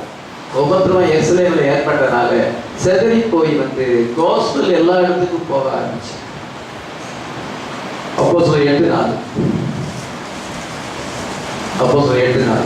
சிதறி போனவர்கள் எங்கும் திரிந்து சுவிசேஷ வசனத்தை பிரசங்கித்தார்கள். சிதறி போனவர்கள் எங்கும் பெறப்பட்டு அவங்க எருசலேமில் மட்டும்தான் இருந்தாங்க. யூதர்களுக்கு மட்டும்தான் பிரசங்கம் பண்ணிட்டு இருந்தாங்க. இப்பொழுது அந்த உபத்திரம் வந்தனால எருசலேமை விட்டு வேற இடத்துக்கு போக ஆரம்பிச்சாங்க. காரணம் சேவானி நிமித்தமாக அந்த உபத்திரம் ஏற்பட்டது. ஏரோது முதல் சில வசனங்களை வாசிக்கும் பொழுது ஏரோது அங்கே கர்த்தருடைய சீசர்களை கொலை செய்ய ஆரம்பித்தான். இதனால அவங்க செதறி போய் கோஸ்பல் எல்லா இடம் போனாங்க. ஹல்லேலூயா. தேவனுடைய ஜனங்கள் பெருகினார்கள். வசனமானது விருத்தி அடைந்தது. அப்போஸ்தலர் 12:24 தேவ வசனம் வளர்ந்து பெருகிச்சு. The word of God grew and multiplied. உபத்திரங்க வந்ததுனால என்ன ஆகுது? தேவ வசனம் அதிகமாக இருக்கிறது. எவ்வளவு ஒடுக்கினார்களோ அவ்வளவு அதிகமாக இருப்பாரு. அதே பழைய ஏற்பாடுக்கு பிரமாணம் தான் இங்கே புதிய ஏற்பாட்டிலே வருது. எவ்வளவு அதிகமாக ஒடுக்கினார்களோ அவ்வளவு அதிகமாக பரவி. அவள் நடுவில் நம்ம வந்து நினைக்கிறோம் உலகத்தின் மத்தியிலிருந்து நம்ம பிரிஞ்சு வந்திருக்கிறோம். கர்த்தருடைய பிள்ளைகளாக வந்திருக்கிறோம். ஹல்லேலூயா. 2 கேம்ப் இருக்கிறது, 2 பாளையம் இருக்கிறது. உலகத்தின் மக்கள் ஒரு பக்கத்தில் இருக்கிறாங்க, நம்ம கர்த்தருடைய பிள்ளைகளாக இருக்கிறோம். ஹல்லேலூயா. நீங்க மீட்கப்பட்டா அந்த குரூப்பை விட்டு பிரிஞ்சு வாரீங்க. அந்த பாளையத்தோடையே போய் சேர்ந்துட்டு இருக்கக்கூடாது. அப்படி சேர்ந்துட்டு இருந்தா பாஸ்டர் பிரசங்கம் உங்களுக்கு வந்து கண்டிப்பா இருக்கு. அவங்க சிலர் வந்து வாக்குவாதம் பண்ணுறாங்க. ஏன் பண்ணுறாங்க? வேலையா இருக்குனால ஏன்ட்ட வாக்குவாதம் பண்ணுறாங்க. ஆவிக்கிற பிரகாரம் தான் வாக்குவாதம் பண்ண மாட்டாங்க. என்கிட்ட ஃப்ரெண்ட்ஷிப்பாக மாறிடுவாங்க. ஏன் ஃப்ரெண்ட்ஷிப்பாக மாற முடியல? அங்கே வேலையா இருக்கிறாங்க. அந்த கேம்ப் வேற இந்த அது எஜிப்சியன் கேம்ப், இது இஸ்ரேலைட் கேம்ப். ஹல்லேலூயா. இந்த கேம்ப்ல இருக்கணும், அல்ல அந்த கேம்ப்ல இருக்கும். அவள் நடுவில் இருந்து நீங்கள் பிரிந்து பாருங்க. அசுத்தமானதை தொடாதீர்கள். அப்பொழுது நான் உங்களை ஏற்றுக்கொண்டு உங்கள் பிதாவாக இருப்பேன், நீங்களுடைய குமாரும் குமார்த்திகளுமாக இருப்பீர்கள். 2 Corinthiயர் 6:17-18 வாசிக்கிறோம். அதுல எகிப்தை விட்டு இது பிரிய வேண்டியது. இவ்வளவு நாள் எகிப்துல இருந்தாங்க, 400 வருஷத்துக்கு மேல இருந்தாங்க. இப்பொழுது எகிப்தை விட்டு பிரிய நேரம். இப்பொழுது மெசேஜ் வருது, ராப்சர் டைம். கோதுமை களஞ்சியத்துல சேர்க்கப்படும். பதரை விட்டு பிரிய வேண்டிய நேரம். ஹல்லேலூயா. So renewing time. இதை தூற்றுக்கு கூட வைத்து தூற்றுகிற ஒரு நேரம். இதை என்றால் இப்பொழுது பதர் பிரிய வேண்டிய நேரம். கோதுமை வெளியே வரணும். வெளியே கமாண்ட பார்த்து. ஹல்லேலூயா. கமாண்ட வெச்சி, கமாண்ட சோடோ, கமாண்ட வேர்ல்ட். ஹல்லேலூயா. கமாண்ட டினாமினேஷன். ஹல்லேலூயா. இப்போ அங்க சேர்ந்திருக்க நேரம் கிடையாது. இப்பொழுது அந்த டைம் வரும்பொழுது அந்த அப்ளிகேஷன் அவர் அனுப்புகிறார். அந்த அப்ளிகேஷன் அனுப்பினார். அல்பா ஏஜில் வந்து அப்ளிகேஷன் அனுப்பும் பொழுது உலகமெங்கிலும் அவங்க சத்தியத்தை கொண்டு சென்றார்கள். ஹல்லேலூயா. தேவ வசனமானது வளர்ந்து பெறுகிறது. ஆமென். ஆனா தேவா என்ன செஞ்சா? பிரபஞ்சத்தின் மேல் வாஞ்சை வைத்து என்னை விட்டு பிரிந்து போனான் என்று பவுல் சொல்லுகிறார். பிலிப்பியர் 4:10 ஏனென்றால் தேவாய் பிரபஞ்சத்தின் மேல் ஆசை வைத்து என்னை விட்டு பிரிந்து தெசலோனிக்கா பட்டணத்துக்கு தேவா வந்து பாப்புலர் மேனாக மாற வேண்டும் என்று நினைத்தார். இதை பணத்தை அதிகமாக சேர்க்க வேண்டும் என்று நினைத்தார். அதனால அவன் பாப்புலாரிட்டி, மணி இதற்கு இருந்தால் இதை அவன் தேடினாலே பவுல் கூட இருந்தா நம்ம அப்படிலாம் பாப்புலாரிட்டியா மாற முடியாது. பிரசித்தி பெற்ற போதகராக மாற வேண்டும். பெரிய ஊழியர்களான ஷைனிங் ஆகணும், ஷைன் ஆக வேண்டும் அப்படின்னு அவன் நினைச்சனாலே தேமாய் பிரபஞ்சத்தின் மேல் வாங்கிவிட்டு இதோ பவுலுடைய கேம்ப்ல இருந்து அந்த கேம்புக்கு போயிட்டான், பிரபஞ்சத்துக்கு போயிட்டான். ஹல்லேலூயா. இதோ யூதாஸ் காரியத்தை நம்ம வேதத்துல வாசிக்கும் பொழுது அவன் வந்து 30 வெள்ளிக்காசுக்கு அவன் ஆசைப்பட்டான். இதை இயேசு கிறிஸ்து ஒரு கேம்ப், பிரதான ஆசாரியர் ஒரு கேம்ப், ஆப்போசிட் கேம்ப் இருக்கிறது, இங்க இருந்து அங்க போய் தொடர்பு வச்சு 30 வெள்ளிக்காசு காட்டு கொடுத்து கடைசியில் அவனுடைய முடிவு என்ன? இதை நான்கு கொண்டு செத்து பாராட்டு அவன் இறக்கி விட்டான் என்று பார்த்து 2 கேம்ப் இருக்குது. நம்ம எந்த கேம்ப்ல இருக்கோம்? பிரபஞ்சத்துக்குரியவளா இருக்கிறோமா, வேர்ல்ட்லி பீப்புளா இருக்கிறோமா, அல்லது காட்ஸ் பீப்புளா இருக்கிறோமா? ஹalleluya. Two camps are getting open hostility. இது ரெண்டுக்கும் விரோதங்கள் தான். ஒன்றுக்கொன்று அது விரோதமானது. அதனால பெர்சிக்யூஷனை கர்த்தருடைய பிள்ளைகளுக்கு விரோதமாக பெர்சிக்யூஷனை கொண்டான். கடைசியாக மனமாட்டிக்கு ஒரு எக்ஸ்கியூஸ் ஏற்படுது. எக்ஸ்கியூஸ்னா பெரியது, பிழிஞ்சா சாரு. அதே போல பெரிய எக்ஸ்கியூஸ், ஒரு சிறிய எக்ஸ்கியூஸ் ஏற்படும் பொழுது நாம மேலே போவோம். ஹalleluya. அந்த எக்ஸ்கியூஸ் எனக்கு தேட்புள்ள கொண்டு போவோம். ஹalleluya.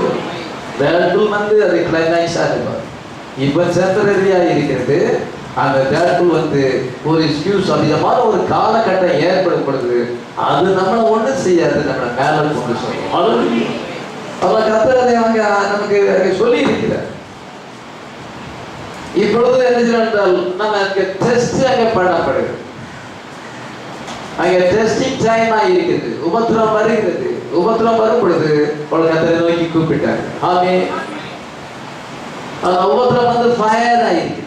ஃபயர் என்ன செய்யும் என்றால் அது வைக்கோல் புல்லெல்லாம் அது வந்து எரிச்சு சாம்பல் ஆகிக்கிறோம். அந்த கோல்ல வந்து இன்னும் அதிக சைனிங்கா மாற்றும். ஹalleluya. 3ஆம் அதிகாரத்துல ஊழியம் வந்து ஒருத்தர் புல்லுனால கட்டலாம், ஒருத்தர் வைக்கோல்னால கட்டலாம். இதை சிலர் விளையுள்ள மரத்தினாலும் கல்லினாலும் இதை கொஞ்சம் கட்டும் பொழுது அது ஷைனிங்கா மாறும். இதெல்லாம் எரிஞ்சு போகும். எப்படி வேணாலும் முடிவு செய்யலாம். 10 பிரசங்கமான பாருங்க, பிரசங்கமான வாங்கங்கிறாங்க. அவங்க ஒய்ஃபு காலத்துல மஞ்சள் கயிறு போகுது.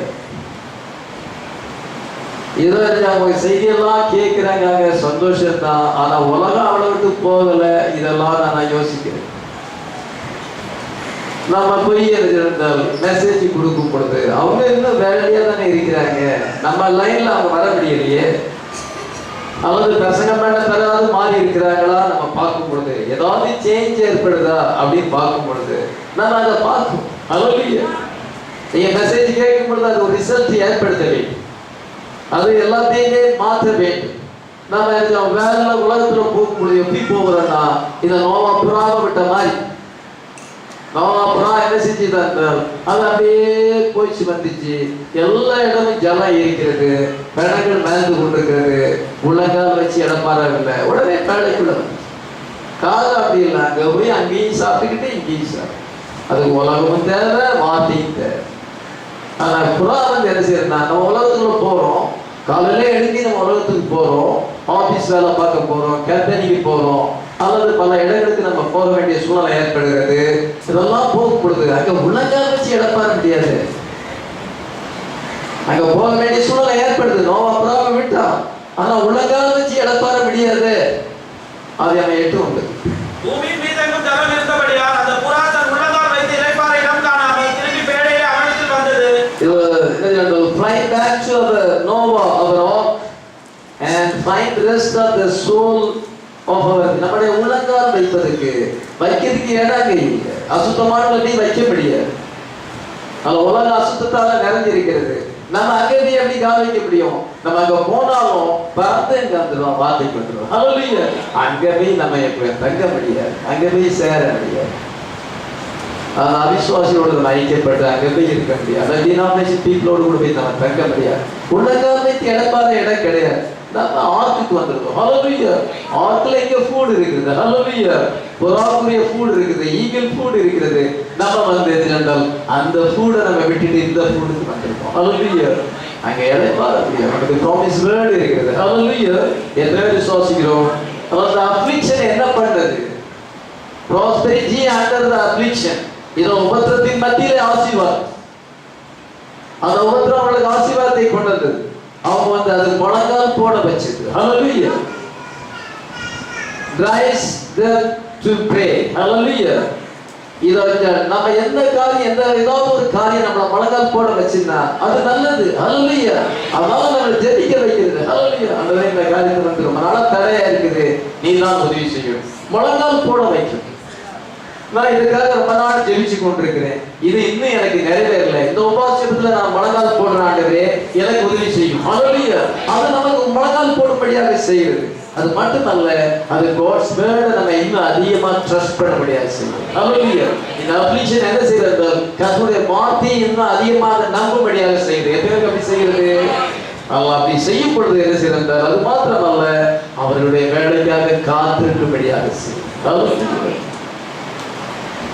நம்மளை ப்ரே பண்ண சொல்லுகிறது, நம்ம ட்ரஸ்ட் பண்ண சொல்லுகிறது, நம்மளை வெயிட் பண்ண சொல்லுது. இந்த அப்ளிகேஷன் வரும்பொழுது இந்த 3 காரியங்கள் பண்ணும். அதனால தேவனுடைய பிள்ளைகள் என்ன செய்யறாங்க? அப்ளிகேஷன் வரும் பொழுது அதிகமாக ஜெபிக்க ஆரம்பிக்கிறாங்க, ஊக்கமாக ஜெபிக்க ஆரம்பிக்கிறாங்க, கர்த்தரை இன்னும் பிலீவ் பண்ண ஆரம்பிக்கிறாங்க, அவருடைய வேலைக்காக காத்து கொண்டிருக்கிறாங்க. ஹல்லேலூயா. அவருடைய வேலை வருது, இன்னைக்கு வருமா நாளைக்கு வருமானே எதிர்பார்த்து கொண்டிருக்கிறோம். ஹல்லேலூயா. எதிர்பார்த்து கொண்டிருக்கிறோம். இதை கர்த்தரோடு கூட நாங்கள் நெருங்கி வருகிறோம். ஹல்லேலூயா. நமக்கு லேண்ட் ஆஃப் ஜாய் இருக்கிறது, லேண்ட் ஆஃப் லிபர்ட்டி இருக்கிறது. ஹல்லேலூயா. உங்களுக்கு லேண்ட் ஆஃப் ஜாய் அது பாவத்தேனோட தேசம், லேண்ட் ஆஃப் ஜாய். நீங்க அங்கே விடுதலோடு ஜீவிக்கலாம், உங்களுடைய ப்ராப்பர்ட்டி உங்களுடைய பிள்ளைகளுக்கு வைத்து போகலாம். இதை நீங்க ஸ்லேவ்ஸ் அல்ல, you are God children. Hallelujah. You have had the promise. வாக்குத்தத்தத்துக்கு சொந்தவாளிகளாக இருக்கிறீர்கள். ஹல்லேலூயா. அந்த லேண்டுக்கு இப்போ மோசே வந்து சொல்லும்போது உடனே அங்கே அக்செப்ட் பண்ணிக்கலாம். இதை மோசே வந்து அந்த அடையாளங்களை காண்பிக்கும் பொழுது அவர்கள் வந்து என்ன செய்கிறார்கள்? பிலீவ் பண்ணினார்கள். கர்த்தர் ஓங்கிய பெயர்த்தினாலும் பலத்த கருத்தினாலும் அவளை விடுதலை ஆக்கினார். எத்தனை பேர் விசுவாசிக்கிறோம்? அவங்க வந்து டீப்பர் வாட்டர்ல போகும் பொழுது அந்த தண்ணீர்களில் நடுவே நீ போகும் பொழுதும் நான் உன்னோடு கூட இருப்பேன் என்று ஆண்டவர் சொல்லியிருக்கிறார். 43ஆம் அதிகாரத்துல 2ஆம் வசனத்தை வாசிக்கலாம். நீ தண்ணீர்களை கடக்கும் போது நான் உன்னோடு இருப்பேன், யார்களை கடக்கும் போது அவைகள் உன்மேல் புரளுவதில்லை. நீ தண்ணீர்களை கடக்கும் பொழுது நான் உன்னோடு கூட இருப்பேன், நீ ஆறுகளை கடக்கும் பொழுது அது உன்மேல் புரளுவதில்லை. இஸ்ரவேலுக்கு 2மே நிறைவேறும். சிவந்த சமுத்திரத்துக்கு பார்க்கும் பொழுது அவர் முறையிட்டார், எங்களை நாங்கள் எகிப்திலே மறைத்திருந்தா நல்லா இருக்குமே, இப்போ அதை விட அப்ளிகேஷன் எங்களுக்கு அதிகமாயிருக்கு. பார்வோன் தன் ரதங்களை 200 ரதங்களை கொண்டு வந்திருக்கிறாங்க, எங்களை திரும்பவும் அடிமைத்தனத்துக்கு கொண்டு போக போறாங்க அப்படின்னு மோசைக்கிறோமா முறையிடுறது என்ன? வை கிரைஸ்ட் ஸ்பீக் என்று கருத்து சொல்லும் பொழுது அவன் என்ன சென்றால் அங்கே கோலை நீட்டினால் சமுத்திரம் 2ஆக பிளந்தது. அவனுடைய ஜனங்கள் வந்தாங்க, இன்டர்நேச்சர்ஸ் இது அவங்களும் என்ன செய்தாங்க? பின்னால வந்தாங்க. இவங்க எல்லாம் போனோட அந்த சமுத்திரத்தை மூட வச்சார். ஹல்லேலூயா. அவனுடைய சேனைகளும் அமிழ்ந்து போனது. ஹல்லேலூயா. சிறந்த சமுத்திரத்திலே அமிழ்ந்து போனது. அவங்க வந்து கர்த்தரை மகிமையாக பாடினார்கள். ஹல்லேலூயா. கர்த்தாவே தேவர்கள் உமக்கு ஒப்பானவரியா. அந்த பாடலே அங்க இருந்தாங்க. அந்த சிவந்த சமுத்திரத்தை தாண்டினார். சாத்தான் அவர்களை கிடைச்சிருந்தால் பின்தொடர்ந்து வருகிறான். திருப்பியும் அவன் அப்ளிக் பண்ண வரும் பொழுது அது என்னாச்சுன்னா அல்டிமேட் எண்டா மாறி அவனுக்கு முடிவான ஒரு இதா மாறி. அதே போல சாத்தானுக்கு முடிவு உண்டா? முடிவு உண்டு. அங்கே கடவுளை பார்க்க வேண்டும். ஹல்லேலூயா. நமக்கு அவனோட லேண்ட் நிலைநிறுத்த லேண்ட் ஆஃப் எட்டர்னிட்டி வச்சிருக்கிறார். ஹல்லேலூயா. நம்ம எட்டர்னல் லைஃப் பெற்றுக்கோம். அந்த எட்டர்னிட்டிக்குள்ள நம்ம போகணும். Eternal life of God's own life. The person of Holy Spirit, the person of the Word. இதை நம்ம அதை பெற்றுக்கிறோம். ஹல்லேலூயா. எப்படி? justification, sanctification, baptism of the Holy Ghost மூலமாக அந்த 3 stages மூலமாக நம்ம அந்த person of Christ நம்ம பெற்றுக்கிறோம். அவர் நமக்குள்ள இருக்கிறார். ஹல்லேலூயா. நமக்குள்ள eternal life இருக்கிறது. ஹல்லேலூயா. அந்த எட்டர்னிட்டிக்குள்ள போல நம்ம காலம் என்பதுக்குள்ள இருக்கு. இந்த காலம் என்பதுக்கு ஒரு நாள் முடிவு வரும் பொழுது நம்ம எட்டர்னிட்டிக்கு போவோம். ஹல்லேலூயா. அவருக்கு காலம் என்பதுக்கு முடிவு வரும் பொழுது அக்கினி கடல்ல போவோம். இதான் 2 கேம்ப்ஸ் முடிவு. நம்ம எந்த கேம்ப் வச்சோம்? இந்த கேம்ப் வந்து இதுக்கு விரோதமாக அப்ளிகேஷனை கொண்டு வருகிறது. இதோ பார்வோன் நம்முடைய ஜனங்களை அப்ளிகேஷனை கொண்டு வந்தார்கள். என்ன ஆண்டவர் அதை நன்மைக்கு எதுவாக பயன்படுத்தினார். ஹல்லேலூயா. உபத்திரவத்தில் உலகத்தில் உங்களுக்கு உபத்திரம் உண்டு, ஆனாலும் தினமும் உண்டு, நான் உலகத்தை ஜெயித்தேன். ஹல்லேலூயா. அவரும் இந்த காலம் என்பதுக்குள் வந்து அவரும் சோதிக்கப்பட்டு இது அவர் பூர்ணமான பின்பு நம்மையும் அந்த வழியில கொண்டு சொல்ல முடியாது. இயேசு கிறிஸ்து நமக்கு வந்து நமக்காக மாம்சத்தில் வெளிப்பட்டு நமக்கு ஒரு புதிதான வழியை உண்டு பண்ணினார். ஆகவே இந்த கேம்ப் வேர்லி பீப்புள், பொலிட்டீஷியன்ஸ், இதர் சயின்டிஸ்ட் என்றால் பாவிகள், அன்பிலீவர்ஸ் எல்லாருக்கும் முடிவு அக்கினிக்கிறார். ஹல்லேலூயா. பயப்படுமா விசுவாசிகள் 60 பணம் கொலைபாதகம் விசாரக்காரரும் சூரியக்காரன் விக்கிரகாரக்காரன் பொய் அனைவரும் இரண்டாம் மரணமாகி அக்கினி கத்தை எழுதப்படுறது நம்ம எட்டானிட்டியில இருக்கும். ஹல்லேலூயா. சயன் வந்து எட்டானிட்டி. ஹல்லேலூயா. அப்போ நம்ம வயசு ஆகவே செய்யாது. Always young. Hallelujah. Always active. எப்பொழுதும் சந்தோஷமாயிருக்கும். ஹல்லேலூயா. கர்த்தர் நமக்கு அந்த வாக்குத்தத்தத்தை செய்திருக்கார். இப்போ கொஞ்ச காலம் சில உபத்திரவம் வரும்பொழுது செபத்துல இருக்கு. அவங்க ப்ரே பண்ணாங்க, அவங்க வந்து கர்த்தரை ட்ரஸ்ட் பண்ணாங்க, நம்பிக்கை வைத்தார்கள், அவங்க வெயிட் பண்ணாங்க. ஆண்டவர் என்ன செய்தார்? அவங்களுக்கு கிரேட் டெலிவரன்ஸ் கொடுத்தார். ஹல்லேலூயா. Prosperity under affliction. அந்த உபத்திரத்தின் மத்தியிலே இது அவளுக்கு வந்து ஜெயம் கிடைத்தது, ஆசீர்வாதம் கிடைத்தது. எல்லாத்தையுமே ஆண்டவர் நன்மை செய்வதாக முடித்தார். சாத்தானுடைய தந்திரங்கள் வந்து தேவனுடைய பிள்ளைகள் மேல பலிக்காது. வேற யார் மேல வேணாலும் பலிக்கலாம்ப்பா, என் மேல பலிக்காது. ஹல்லேலூயா. I am a child of God. Hallelujah. I am a man of God. Hallelujah. நான் பசுத்தாவி பெற்ற மனுஷன் நீங்க சொன்னீங்க, நான் பிசாசு பயப்படுவோம். Hallelujah. உங்களுடைய பேச்சுகள் பலிக்காது, அது எல்லாம் நன்மை கேள்வாங்க. அந்த பேச்சு நமக்கு தேவை. அவங்க நம்ம இஸ்ரவேல் ஜனங்கள் எவ்வளவு அருமையான உதாரணமாக இருக்கிறார்கள். நம்ம எல்லாம் ஜெபிக்கிறோம்.